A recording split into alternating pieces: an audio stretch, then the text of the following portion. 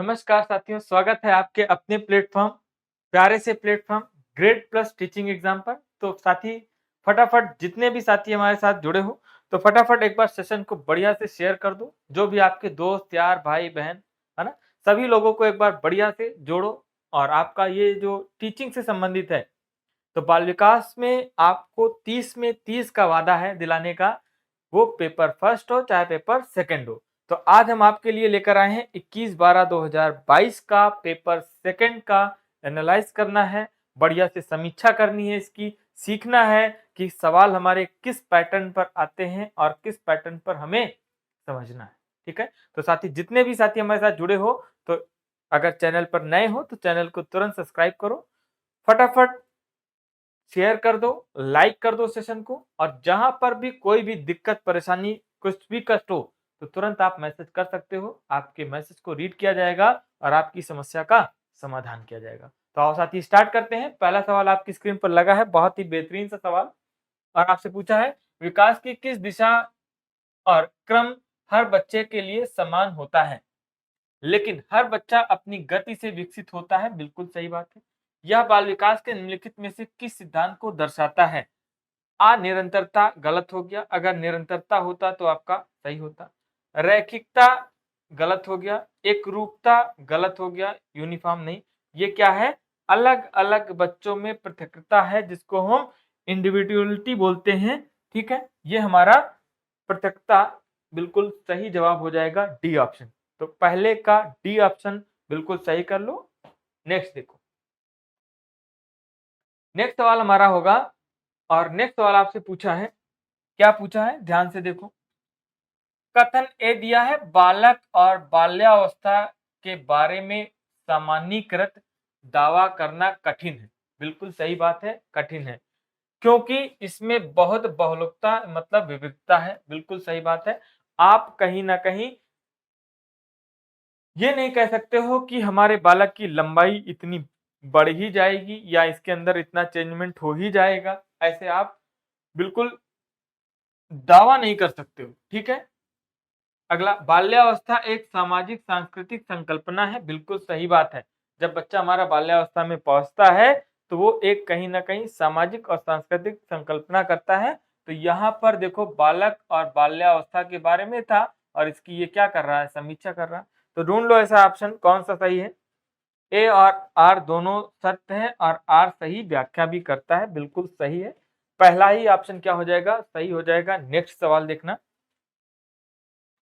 Next सवाल होगा और नेक्स्ट सवाल आपकी स्क्रीन पर ये रहा और आपसे पूछा है कि निम्नलिखित में से कौन सा कथन बच्चे की सामाजिक मतलब समाजीकरण की प्रक्रियाओं की सही व्याख्या है? कौन सी समाजीकरण की सही व्याख्या है? प्रक्रिया की कौन सा ऐसा प्रोसेस है? पूछा है, which of the following statement is a correct explanation of the process of socialisation of a child? क्या प्रोसेस है, क्या प्रक्रिया है समाजीकरण की? तो ध्यान से समझना, यहाँ पर थोड़ा सा एक पॉइंट समझना। जैसे अगर हम आपसे कहें, जैसे आपसे कहें कि जब बच्चे का जन्म होता है, बिल्कुल आराम से समझना। जैसे हमने कहा कि जब बच्चे का हमारा जन्म होता है, मान लो हमारे बेबी का जन्म हुआ, एक बच्चे का जन्म हुआ और आपसे बहुत सिंपल सा सवाल पूछने जा रहे हैं, बताने की कोशिश करना, अगर समझ में आए तो बताना। जैसे आपसे कहा कि बच्चे का जन्म हुआ, तो जन्म के समय बच्चा हमारा सामाजिक होगा। जन्म के समय बच्चा हमारा सामाजिक होगा या असामाजिक होगा, या असामाजिक होगा। जन्म के समय जन्म के समय बच्चा सामाजिक होगा या असामाजिक होगा। ये आपसे अगर पूछा जाए तो क्या जवाब दोगे इसका? अगर आपसे पूछा जाए जन्म हुआ जब बच्चे का, तो जन्म के समय बच्चा सामाजिक है या असामाजिक है? तो ध्यान देना साथी, जैसे ही आपसे पूछता है कि जन्म के समय बच्चा हमारा सामाजिक होता है कि असामाजिक होता है, तो मेरे प्यारे साथी समझ लेना, जैसे ही आपसे पूछा कि जब बच्चे का हमारा जन्म हुआ तो बच्चा हमारा सामाजिक है या असामाजिक है, तो बता देना दोनों नहीं होता है, दोनों नहीं होता है, दोनों नहीं होता है, ये आपको बताना है। आप समझना कैसे?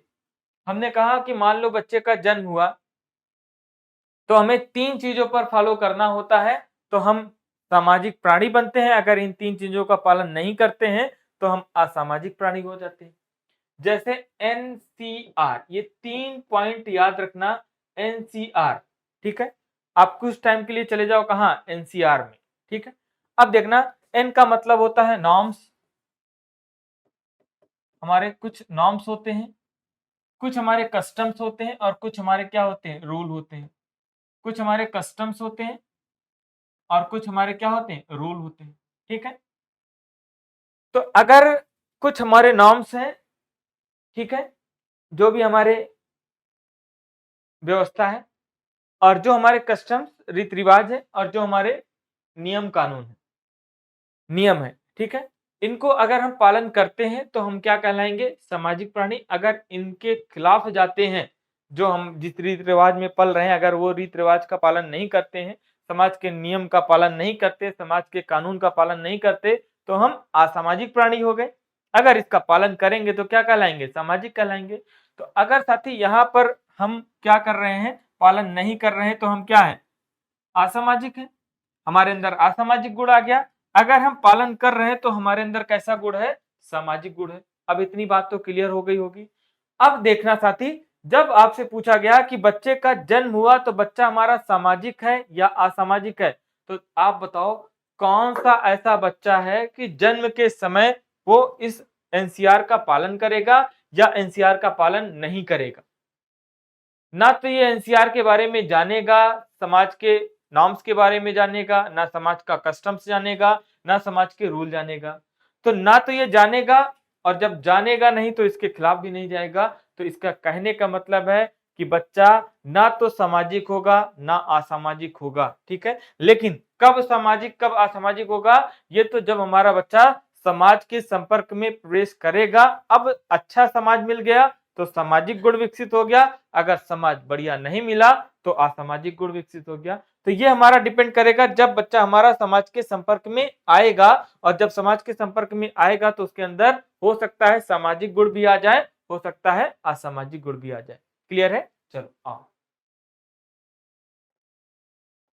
तो सवाल आपसे क्या पूछा था, सवाल पूछा था निम्नलिखित में से कौन सा कथन, निम्नलिखित में से कौन सा कथन बच्चे की समाजीकरण की प्रक्रिया की सही व्याख्या करता है।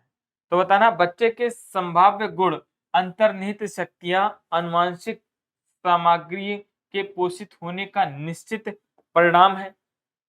फिर कह रहा बच्चे के सामाजिक प्रवेश के द्वारा पूरी तरह से ढाला जा सकता है।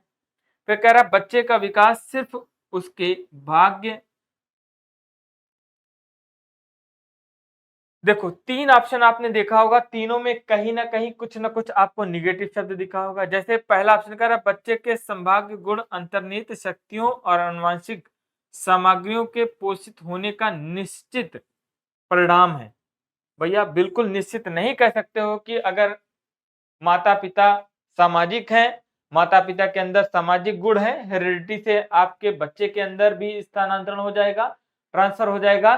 तो ये बात बिल्कुल निश्चित तरीके से नहीं कह सकते हो, हाँ आप अनुमान लगा सकते हो, ठीक है। तो ये क्या हो गया, गलत हो गया। बच्चे को सामाजिक परिवेश द्वारा पूरी तरह से, है ना, ये भी क्या हो गया, गलत हो गया। बिल्कुल पूरी तरह से आप नहीं कह सकते हो कि हम ढाल ही ले जाएंगे, सामाजिक बना ही देंगे, ये भी गलत हो गया। फिर कह रहा है बच्चे का जो विकास सिर्फ उसके भाग्य द्वारा, हाँ किस्मत पर, किस्मत पर, तो ये भी क्या है, गलत है। नेक्स्ट देखो, बच्चों का विकास आनुवंशिक और परिवेशीय कारकों का जटिल पारस्परिक प्रभाव है। यही क्या है, बिल्कुल सही। कॉम्प्लेक्स है, थोड़ा बहुत हमारे कठिनाइयां हैं, चुनौतियों का सामना करते हैं, लेकिन हम उसे निपटा ले जाते हैं। चलो नेक्स्ट देखो, नेक्स्ट सवाल आपसे पूछा है, कह रहा है प्याजे के विकास के सोपान सिद्धांत का सही विकास चरण या क्रम पहचानिए। देखो प्याजे ने 4 अवस्थाएं दी हैं, 4 अवस्थाओं में सबसे पहली अवस्था है संवेदीगामक अवस्था, सेंसरी मोटर स्टेज। दूसरी कौन सी है, पूर्व संक्रियात्मक अवस्था, प्री कन्वेंशनल। तीसरी कौन सी है, तो मूर्त है और चौथी कौन सी है? अमूर्त है। ढूंढ लो। पहला यहाँ पर दे दिया मूर्त, तो ये क्या है? तीसरी अवस्था है, गलत हो गया। संवेदी पहला दिया, सही है। पूर्व संक्रियात्मक अवस्था दिया, सही है। मूर्त संक्रियात्मक अवस्था दिया, सही है। औपचारिक संक्रियात्मक अवस्था दिया, सही है। तो सही कौन सा हो जाएगा? बी हो जाएगा। Sensory motor state, pre operational, concrete operational और फॉर्मल ऑपरेशनल स्टेट। ठीक है, तो इसका सही जवाब कौन सा हो जाएगा? बी ऑप्शन बिल्कुल करेक्ट हो जाएगा। नेक्स्ट देखो, नेक्स्ट सवाल आपकी स्क्रीन पर लगा है और 5 नंबर, निम्नलिखित में से कौन सा विकल्प प्याजे के सिद्धांत की आलोचना को प्रस्तुत करता है? बहुत बेहतरीन सा सवाल लगा है। प्याजे के सिद्धांत की आलोचना को प्रस्तुत करता है, कौन सा ऐसा ऑप्शन है? आपको बताना है। प्याजे को यह विश्वास नहीं था कि बच्चे बुद्धिमान होते हैं। क्या ये बात है? प्याजे ने पूर्व संक्रियात्मक अवस्था में बच्चे की क्षमताओं को कम करके आंका था। क्या ये बात है? या प्याजे ने बच्चों को ज्ञान की सक्रिय संरचना वाला नहीं माना था? प्याजे में विकास की प्रक्रिया को सतत माना था। ये भी सही बात है। ठीक है, आलोचना की गई है ना, किसकी आलोचना है? तो दूसरा ऑप्शन देखो, प्याजे ने पूर्व संक्रियात्मक अवस्था में बच्चों की क्षमताओं को क्या माना था? कम करके आंका था। यही ऑप्शन क्या है? सही है, यही इनकी क्या थी? आलोचना थी। ठीक है, नेक्स्ट देखो, नेक्स्ट सवाल आपसे पूछा है कि लॉरेंस कोहलबर्ग के अनुसार बच्चों का नैतिक चिंतन बाह्य पुरस्कार और दंड द्वारा किस स्तर में नियंत्रित होता है? बहुत बेहतरीन सा सवाल लगा है। बाह्य पुरस्कार और दंड द्वारा किस स्तर में नियंत्रित होता है? पूर्व पारंपरिक है या पारंपरिक है या उत्तर है या नैतिक है? तो आपको पता होगा। फिर एक बार समझ लो, ध्यान से देखो। जैसे यहां पर अगर हम आपसे बात करें, यहां पर अगर हम आपसे बात करें तो ध्यान से देखो, पूछा है आपसे लॉरेंस कोहलबर्ग के बारे में। तो लॉरेंस कोहलबर्ग के बारे में जैसे पूछे तो थोड़ा सा हमें ये याद रख के चलना है। पहला जो स्तर है पूर्व परंपरागत है, पूर्व परंपरागत है। दूसरा है परंपरागत, परंपरागत। तीसरा है उत्तर परंपरागत।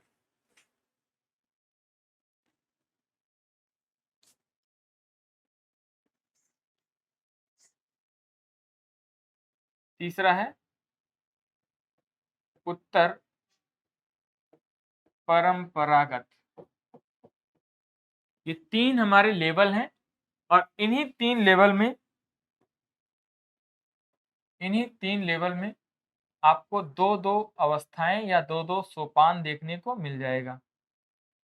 दो दो अवस्थाएं और दो दो सोपान के बारे में आओ सीखते हैं। पहला है दंड एवं आज्ञा पालन, दंड एवं आज्ञा पालन। दूसरा है यांत्रिक सापेक्षिक, सापेक्षिक। तीसरा है अच्छा लड़का, अच्छा लड़का, अच्छी लड़की। चौथा है सामाजिक संरक्षण। पांचवा है सामाजिक अनुबंध। पांचवा है छठा है सार्वभौमिक नैतिक विकास। ये दिया है। ठीक, फिर ध्यान से सुनना। अगर आपसे पूछे कि लॉरेंस कोहलबर्ग ने कितने लेवल बताए हैं, तो कितने लेवल बताए हैं? लेवल की बात करें, स्तर की बात करें, तो स्तर की संख्या कितनी है? 3 है। और अगर सोपान की बात करें, सोपान की बात करें या आपसे अवस्था की बात करें, तो कितनी अवस्थाएं या कितने सोपान है? तो टोटल 6 है। पहला पूर्व परंपरागत है जिसकी एज 4 से 10 वर्ष मानी जाती है।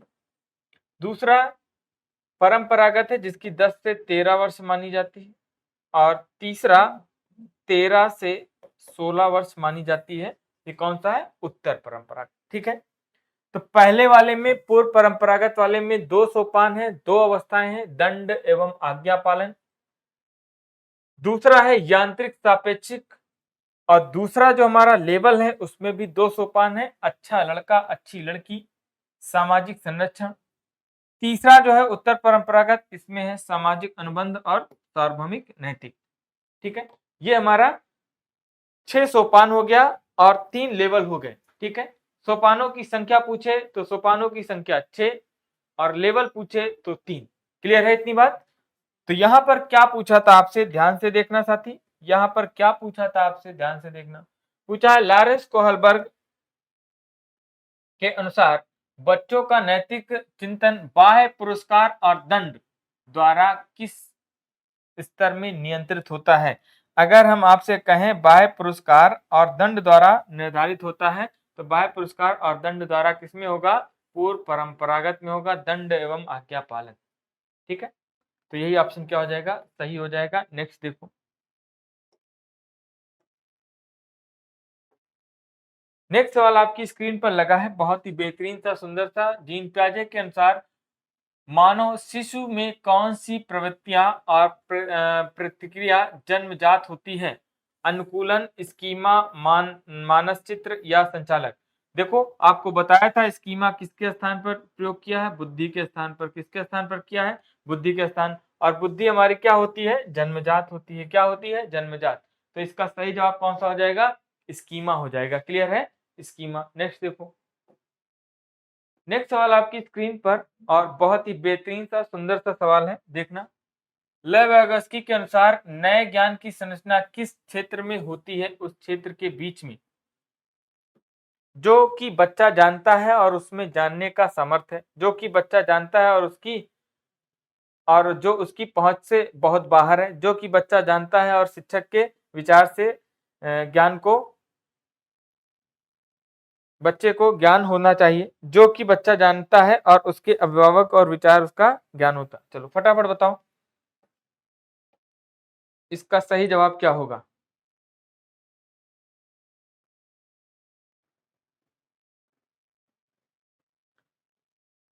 देखो,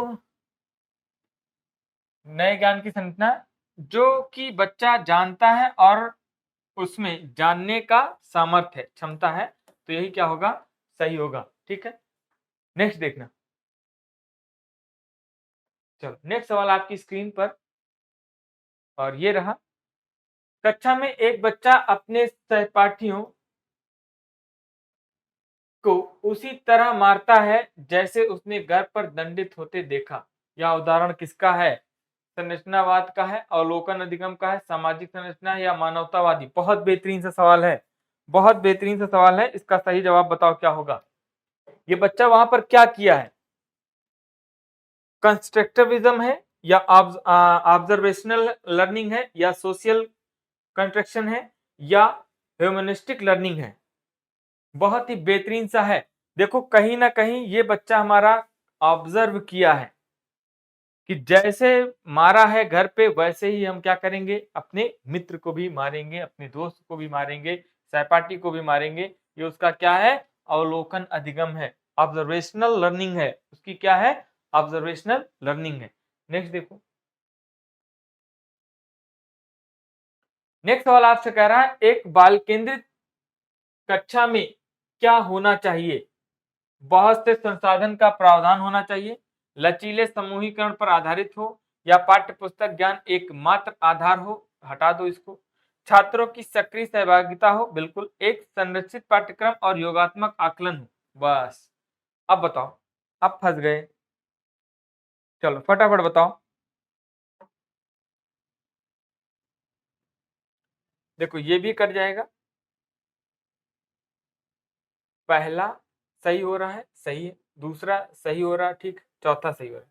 देखो ध्यान से, योगात्मक आकलन की बात कर दी, इसलिए ये क्या हो गया? गलत हो गया। तो पहला, दूसरा, और कौन सा? चौथा।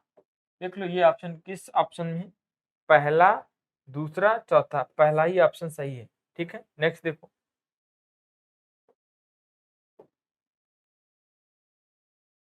नेक्स्ट नंबर आपकी स्क्रीन पर लग चुका है 11 नंबर, और 11 नंबर आपसे कह रहा है हावर्ड गार्डनर के सिद्धांत के अनुसार बुद्धि एक एकांकी संरचना है। गलत हो गया। बुद्धि एक व्यापक क्षमता है जो संचित ज्ञान और अनुभव पर निर्भर है। रुको। बुद्धि को 3 प्राथमिक मानसिक क्षमताओं में वर्गीकृत किया जा सकता है। बुद्धि को विविध स्वतंत्र बुद्धियों में विभाजित किया जा सकता है, जिसमें प्रत्येक एक अद्वितीय जैविक आधार है। यही ऑप्शन क्या है? बिल्कुल सही है। ठीक है, नेक्स्ट देखना। बुद्धि एक आयामी नहीं है, बुद्धि कई प्रकार से बनी है। ये बात हमारे कौन कहते हैं? तो हावर्ड गार्डनर साहब कहते हैं। नेक्स्ट देखो, किसी शिक्षक को अधिगम के लिए आकलन सुनिश्चित करने के लिए अंकों के आधार पर विद्यार्थियों में तुलना करना चाहिए। तुलना शब्द जैसे ही आएगा क्या होगा? निगेटिव होगा। प्रत्येक बच्चे के कार्य का विश्लेषण करना और उनमें अवबोध में अंतराल को ज्ञात करना चाहिए। रुकना। नेक्स्ट देखना, किसी आकलन परीक्षा में केवल हाँ या ना वाले प्रश्न होने चाहिए। ये भी क्या है? गलत। बच्चे की स्मरण शक्ति को पेपर पेंसिल परीक्षा द्वारा परखना चाहिए। ये भी गलत है। बस सही कौन सा है? अवबोध का मतलब होता है अंडरस्टैंडिंग की बात कर रहा है। किसकी बात कर रहा है? अंडरस्टैंडिंग। ठीक है, तो प्रत्येक बच्चे के कार्य का विश्लेषण करना और उनके अवबोध में अंतराल को ज्ञात करना, यही बात क्या है? बिल्कुल सही है। तो इसका सही जवाब कौन सा हो जाएगा? बी ऑप्शन हो जाएगा। नेक्स्ट देखो, नेक्स्ट सवाल आपसे पूछा है कि राष्ट्रीय शिक्षा नीति 2020 द्वारा सुझाई गई समग्र 360 डिग्री बहुआयामी रिपोर्ट क्या प्रस्तावित करती है? योगात्मक आकलन को करती है, या यंत्रवत याद करने के कौशल का आकलन करती है, या विद्यार्थी को पेपर पेंसिल परीक्षा आधारित श्रेणियों में बांटने का काम करती है, या स्व आकलन और समूह आकलन का समावेश है? चलो फटाफट बताना इसका सही जवाब क्या होगा। हमने आपको बताया था एनईपी 2020 हमारा योगात्मक पर बल नहीं देता है, तो जैसे ही योगात्मक आया था, समेटिव आया था, क्या कर देंगे? काट देंगे। यंत्रवत याद करने पर मतलब रटने पर बल दे रहा है, ये भी क्या हो जाएगा? कट जाएगा। विद्यार्थियों को पेपर पेंसिल और परीक्षा आधारित, ये भी क्या हो गया? कट गया। बचा क्या? स्व आकलन और समूह आकलन का समावेश है। ठीक है, सेल्फ असेसमेंट और पीयर असेसमेंट। ठीक है, पीयर असेसमेंट का होता है मतलब दोस्त यार के साथ। ठीक है, नेक्स्ट देखना।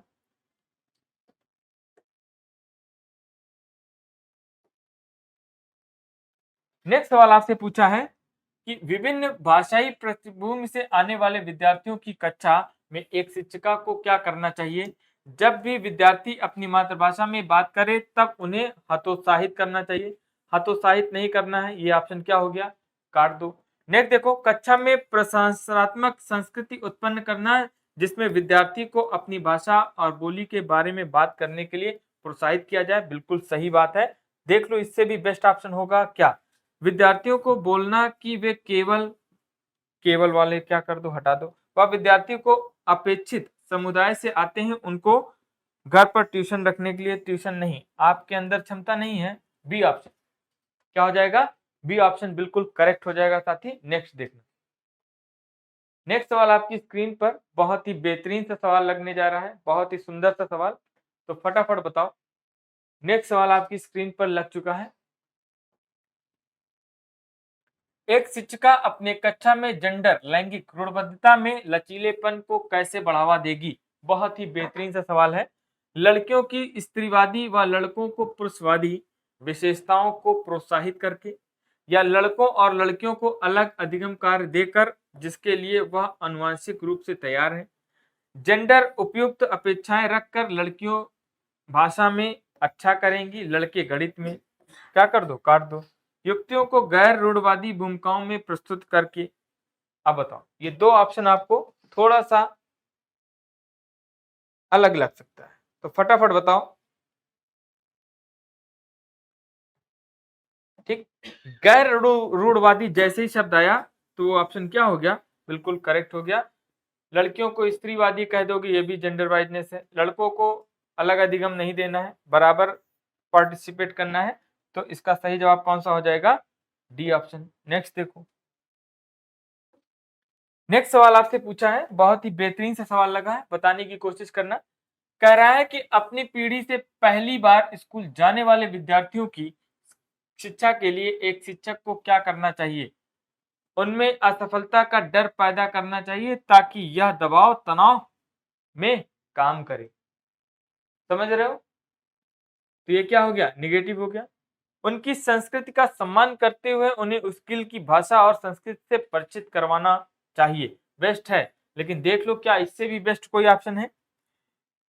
इनके लिए अलग कक्षा बनानी चाहिए। अलग नहीं बनानी है क्योंकि इंक्लूसिव एजुकेशन की बात हम लोग करते हैं, समावेशी शिक्षा की बात करते हैं, तो ये ऑप्शन क्या हो गया? कट गया। नेक्स्ट देखो, इनमें कोई अपेक्षा नहीं रखनी चाहिए क्योंकि ये इनके लिए, ये भी क्या हो गया? गलत हो गया। सही कौन सा है? बी ऑप्शन बिल्कुल। इनकी संस्कृति मतलब कल्चर का हम लोग क्या करेंगे? सम्मान करेंगे और इन्हें स्कूल की भाषा, लैंग्वेज और संस्कृति जो भी कल्चर है उससे हम क्या करेंगे? इनको परिचित करवाएंगे। नेक्स्ट देखना, नेक्स्ट सवाल आपसे पूछा है कि कथन ए दिया है, विविध प्रकार की सामाजिक, आर्थिक और सांस्कृतिक पृष्ठभूमि के विद्यार्थी की कक्षा सभी विद्यार्थियों के अधिगम के अनुभव को बढ़ाती है। बहुत ही बेहतरीन सा सवाल है। अब देखो,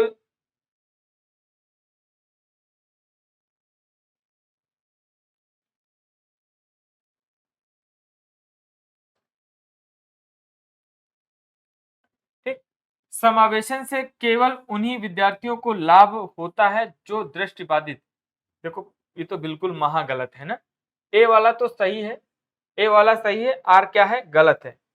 देख लो ऐसा कोई है? ए सत्य है लेकिन आर क्या है? गलत है। सी ऑप्शन क्या हो जाएगा? सही हो जाएगा। A is true but R is false. ठीक है, नेक्स्ट देखो,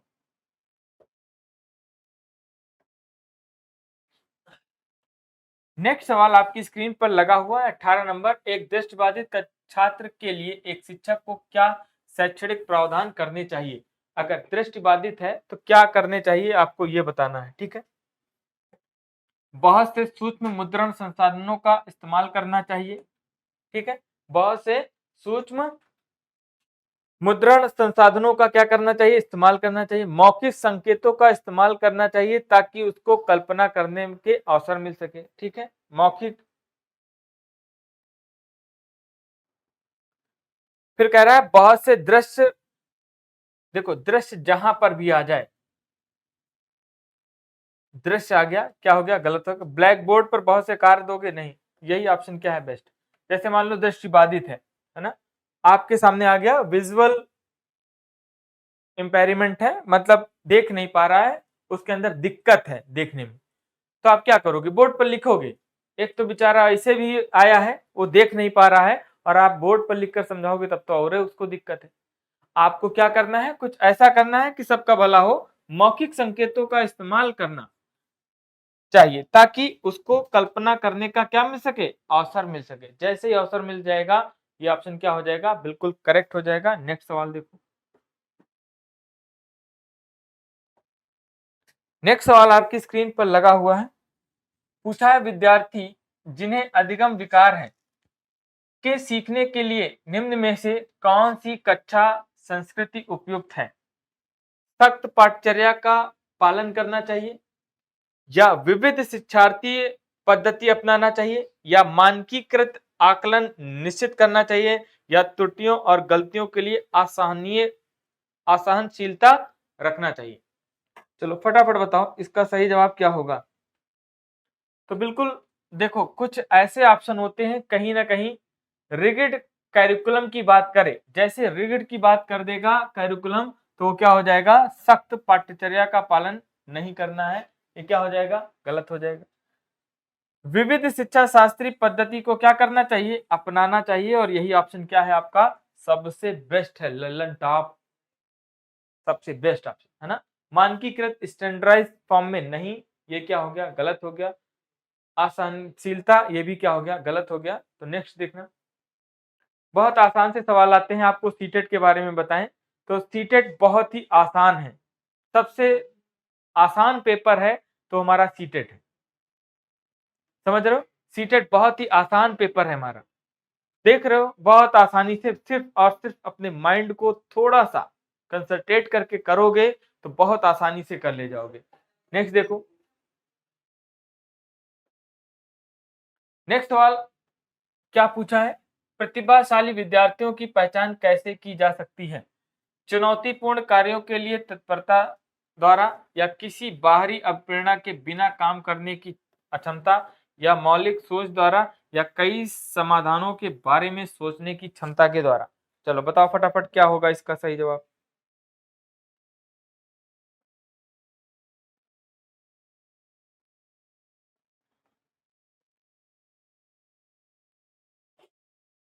देखो पहला कह रहा है चुनौतीपूर्ण कार्य के लिए तत्परता द्वारा कि क्या उसके अंदर रेडीनेस है, ये देखना है। सही बात है, चैलेंजिंग है ना।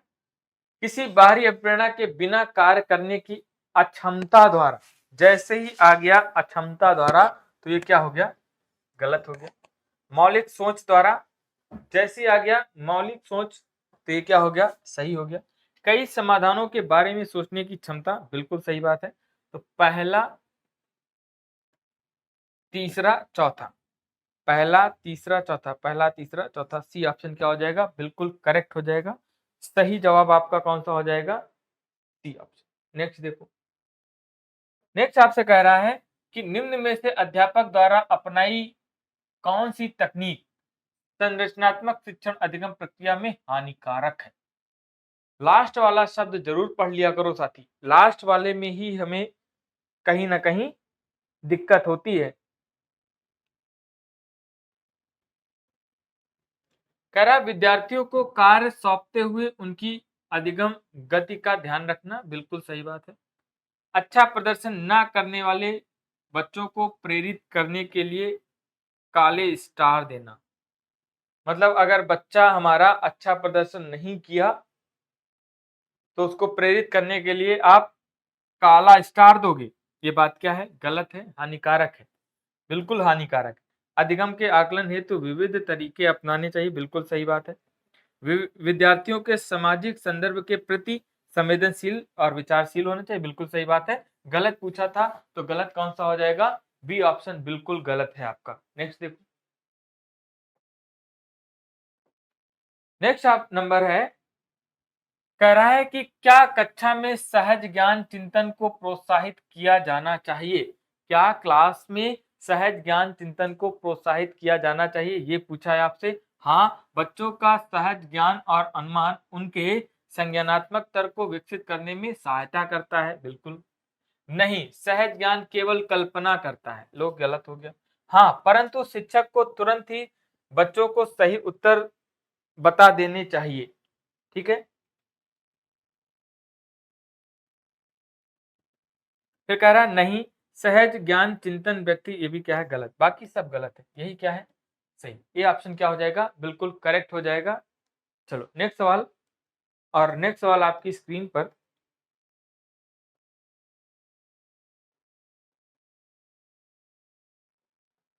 कह रहा है कथन ए, दृश्यों के एक संग्रह का इस्तेमाल करने और उसके बाद अधिगमकर्ताओं के पूर्व अनुभव के आधार पर चर्चा करने अधिगमकर्ताओं में संकल्पनाओं की समझ को बढ़ावा देगा। जैसे मान लो अगर आपकी बात करें और आप जो है, आपकी बात करें पहले के, मान लो कहीं पर आप बैठे हो और पहले का आपका जो नॉलेज है ना, पहले का दृश्यों को एक संग्रह इस्तेमाल करने और उसके बाद अधिगमकर्ताओं के पूर्व का जो एक्सपीरियंस है आपके, उसके आधार पर चर्चा करने कर्ताओं में संकल्पनात्मक समझ, है ना, संकल्पनात्मक समझ को क्या करता है, बढ़ावा देता है, बिल्कुल सही बात है। अधिगमकर्ता है उन्हें दी गई सामग्री क्रियाकलापों के आधार पर उनके मौजूदा विचार को नए विचार से जोड़कर सक्रिय रूप में ज्ञान को संरचित करते हैं, ये भी बात सही है और कहीं ना कहीं इसकी व्याख्या भी कर रहा है। तो ए और आर दोनों सही है और आर की क्या करता है, व्याख्या भी करता है। नेक्स्ट देखो, नेक्स्ट सवाल आपसे कह रहा है कि बच्चे डाट डाट तरीके से सीखते हैं और डाट डाट तरीके से नहीं सीखते हैं। किस तरीके से सीखते हैं, किस तरीके से नहीं सीखते हैं, ये आपको बताना है।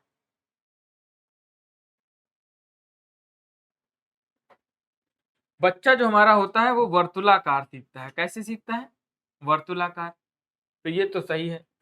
जैसे वर्तुलाकार सही है तो रेखीयकार क्या हो जाएगा, गलत हो जाएगा। ए ऑप्शन क्या हो जाएगा, बिल्कुल सही हो जाएगा। यांत्रिकवादी होता है नहीं, निर्देशात्मक नहीं, कौन सा, वर्तुलाकार और रेखी, मतलब बच्चे वर्तुलाकार तरीके से सीखते हैं और रैखिक तरीके से नहीं सीखते हैं, ये हो जाएगा आपका फिल। ठीक है, नेक्स्ट देखो, बहुत आसान सा पेपर था जो हमारा 21/12/2022 का पेपर था और पेपर सेकंड बहुत आसान था, क्योंकि यहां पर आप सवाल देखोगे तो कहीं ना कहीं सवाल बहुत आसानी से आप कर ले जाओगे।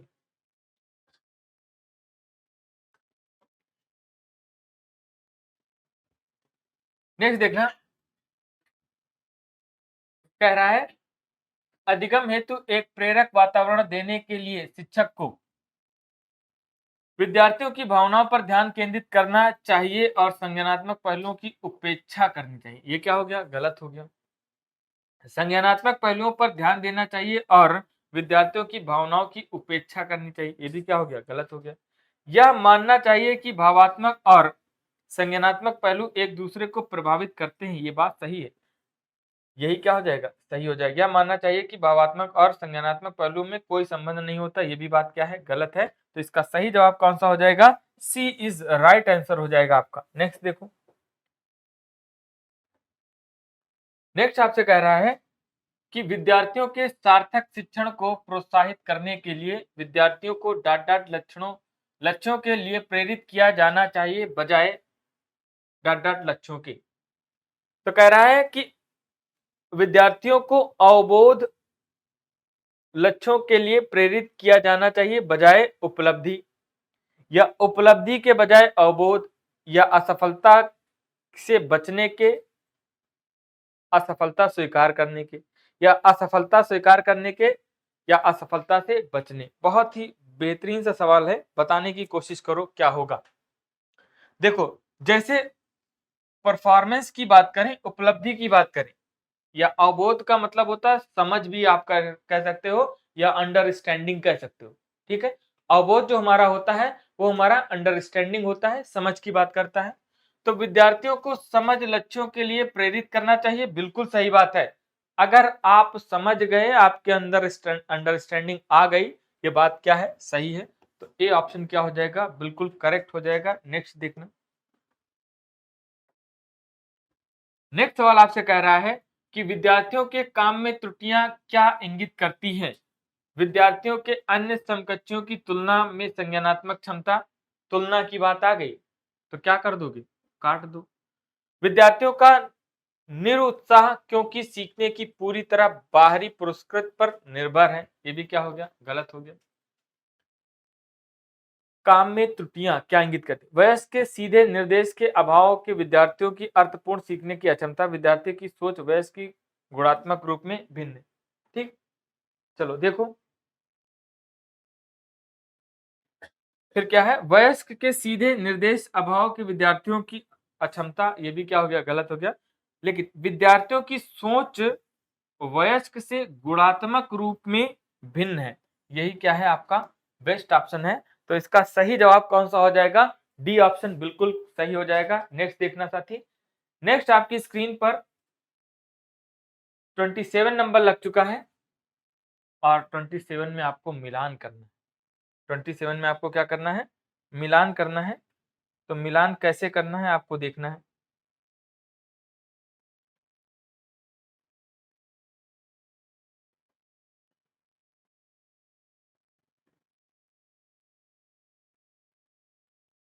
कलन विधि मिलती जुलती समस्याओं के समाधान में रखना, एक समस्या को हल करने की चरण निर्धारित करना पसंद। तो कलन विधि का कौन सा हो जाएगा? कलन विधि हो जाएगा दूसरा ऑप्शन। ठीक, फिर कह रहा है स्वानुभाविक शोध प्रणाली। ठीक है, दूसरे का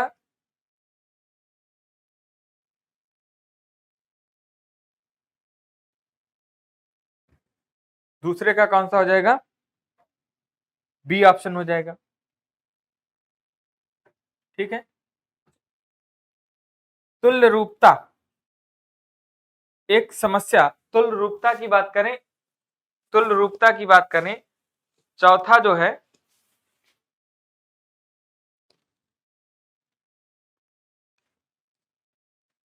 बी का कौन सा हो जाएगा? चौथा हो जाएगा। ठीक है, सही उत्तर प्राप्त करने की समस्या नहीं थी। तो दूसरा, चौथा इसका पहला हो जाएगा और ये तीसरा, ठीक। तो दूसरा, चौथा,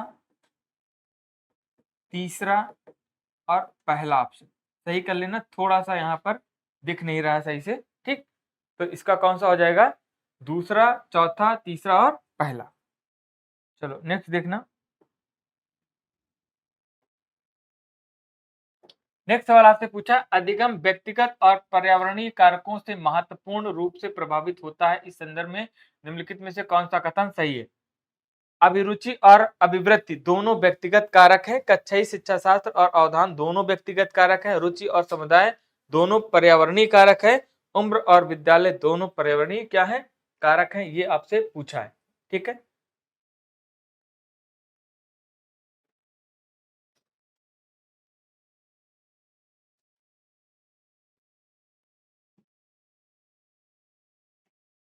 दोनों क्या है? व्यक्तिगत कारक है। कैसे हैं?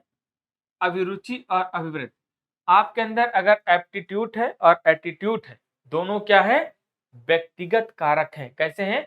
इंडिविजुअल हमारे कारक हैं, ठीक है। तो इसका सही जवाब कौन सा हो जाएगा? A option. नेक्स्ट देखो साथी, नेक्स्ट सवाल होगा और आज का अंतिम सवाल है। एक सामाजिक संरचनात्मक परिप्रेक्ष्य में अधिगम व ज्ञान शिक्षक द्वारा अधिगमकर्ताओं को प्रसारित किया जाता है। अधिगमकर्ताओं द्वारा स्वतंत्र रूप से खोजा जाता है। शिक्षक की मदद अधिगमकर्ताओं के द्वारा सह संरचित होता है। केवल पाठ्यक्रम द्वारा ये क्या कर दो? काट दो। जैसे ही केवल शब्द आ जाए, ठीक है, क्या कर दोगे? काट दोगे। लेकिन यहां पर देखना, तीसरा ऑप्शन कह रहा है कि शिक्षक की मदद से अधिगमकर्ताओं द्वारा सह संरक्षित होता है। यही ऑप्शन क्या हो जाएगा? बिल्कुल करेक्ट हो जाएगा, क्योंकि पहले में कह रहा है शिक्षक द्वारा अधिगमकर्ताओं को प्रसारित किया जाता है, नहीं स्वतंत्र रूप से खोजा जाता है। ये भी क्या हो गया? गलत हो गया। ये भी गलत हो गया। तो बचा कौन सा आपका? C option.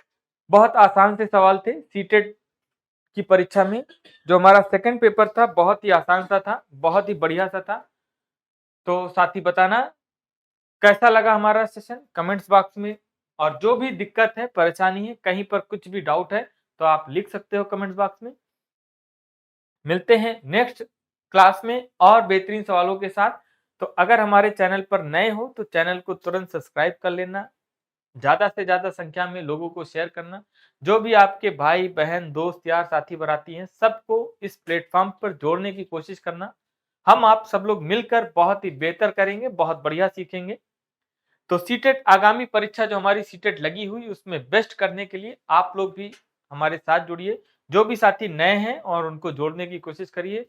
जो भी आपके टेट सीटेट सुपर टेट की तैयारी कर रहे हो, और तो उनको आप बताइए कि ग्रेड प्लस टीचिंग एग्जाम पर आइए और बहुत ही बेहतरीन सीडीपी का वादा करते हैं आपको 30 में 30 दिलाने का।